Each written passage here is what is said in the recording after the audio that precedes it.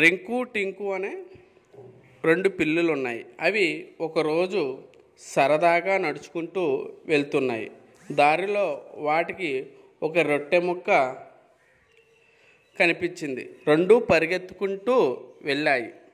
రొట్టెను నేను ముందుగా చూశాను, ఇది నాకే కావాలి అంది రింకు. కాదు, ఇది నేనే ముందు చూశాను కాబట్టి ఇది నాకే కావాలి అంది టింకు. ఇలా ఆ రొట్టె నాదంటే నాది అని రెండు పిల్లులు పోట్లాడుకున్నాయి. పక్కన చెట్టు మీద ఉన్న అంజి గమనించింది. కిందకి దిగి వచ్చింది. మీ తగు నేను తీరుస్తాను అంది అంజి. అంజి ఒక త్రాసు తెచ్చింది. రొట్టెను రెండు ముక్కలుగా చేసింది. త్రాసులో అటు ఇటు చూసింది.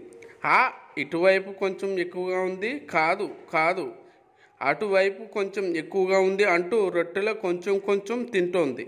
ఇలా చేస్తూ మొత్తం రొట్టెను తినేసింది.